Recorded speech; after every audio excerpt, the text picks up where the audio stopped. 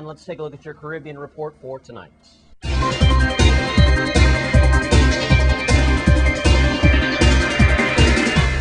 We start with Cuba condemning the U.S. sanctions against Venezuela's oil company. The Cuban Ministry of Foreign Affairs has issued an official declaration strongly condemning the recent sanctions imposed by the government of the United States against Venezuela's oil company, PDVSA. The declaration, published by a Cuban newspaper, stated on Sunday that Cuba's government and its people expresses their solidarity with Hugo Chavez and with Venezuela, and fully supports a resolution passed by the National Assembly of Venezuela on this issue.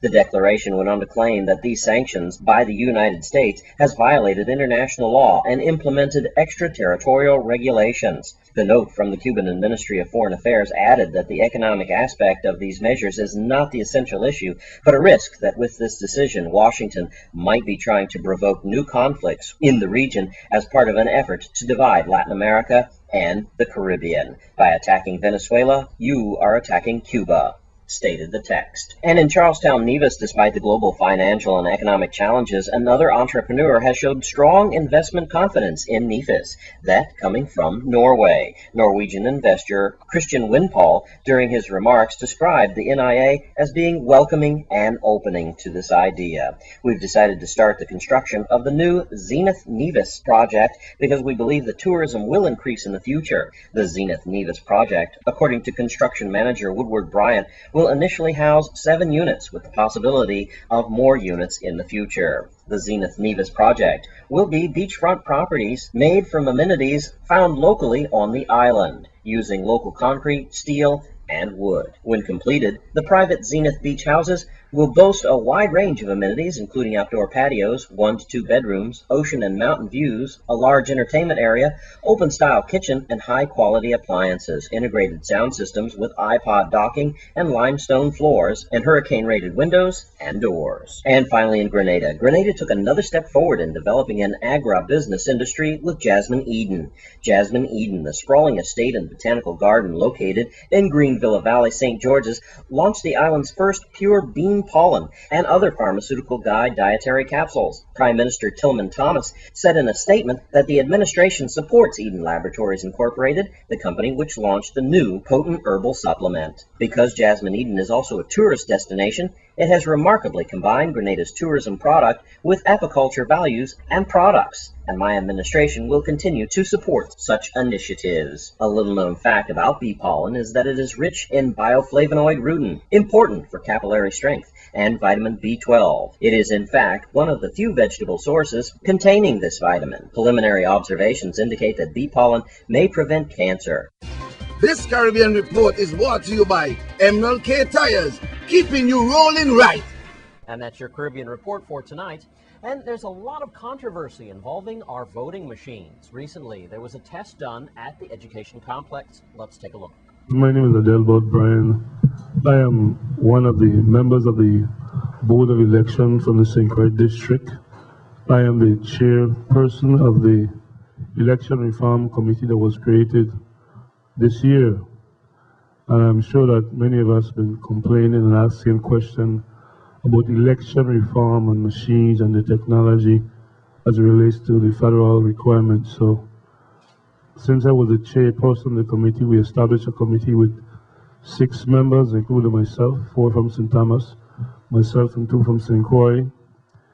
And we worked together briefly going over Title 18 and election codes.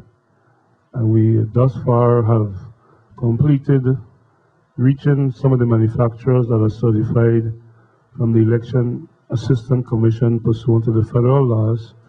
And these gentlemen here are here tonight, one of the first presenters from the Microvote Infinity system. We have brochures, and they're here to speak to you, show you the equipment. You ask them all the questions you want about the machines. That's what they're here for. They're both machines are direct record electronic machines. Those are the similarities. As far as the current shoot machines, they don't have the capability of storing those votes in a number of ways. To answer your question on voter competence and voter verification, prior to casting the ballot, there's a function on here that you can see, and I'll explain, that says confirm your vote. You can go back and look at each one of your ballots, one of your marks cast, and make sure those are the ones that you selected. But even with a paper ballot system or an optical scan system, those ballots have not been tabulated. So your question really applies to both technologies that are currently available. When you have a paper scanner that you may see here in the future from other companies, that ballot is scanned through that scanner and it drops in the box. It hasn't been counted. You know, again, we back into the technology and what our laws require. And that is the very reason why we have an election reform committee. What I'm saying from the beginning, if our legislature does not put into the law what we want, it will not be there and your concern will not be satisfied. That's why when we had meetings, we invited the public, we invited input from outside. What I understand these gentlemen is saying, that this machine is capable of producing that same questions you asked about, except it comes with a cost. You would need a printer attached to these equipment to automatically print out 3 o'clock, 4 o'clock, and you get that document and drop it in a separate box. That would what you know as a ballot box around here. So if that is what we want, we must get our legislators and the governor to add it. This federal law does not prohibit the local jurisdiction or the state or the territory from adding other additional requirements. What I understand these people are telling us is that your concern, our concern, is that, like Mr. Saki said, he wants to have a document in his hand.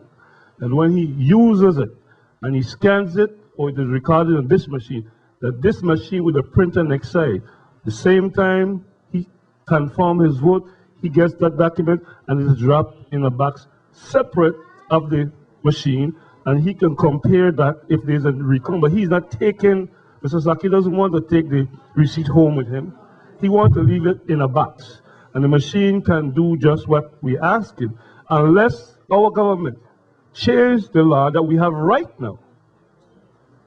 We are at the same place with any machine. And a congratulations is in order for the St. Croix Mustangs. That's up next in your Sports 411. Stay with us.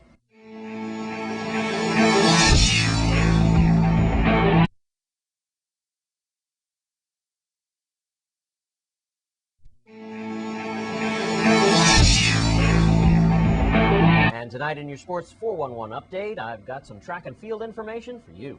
A total of 17 teams converged in Tampa, Florida for the 20th Baytaf Classic Track and Field Meet. And the St. Croix Mustangs, along with athletes from the Bahamas, Georgia, and all around Florida, met on the 28th of May. And St. Croix Mustangs brought home the trophy, accumulating 187 points, winning in their category by only 3 points. The meet director, Nate Johnson, said this was the first time in the 20-year history of the event that the trophy was won by a team from the islands. A hearty congratulations is in order for the St. Croix Mustangs.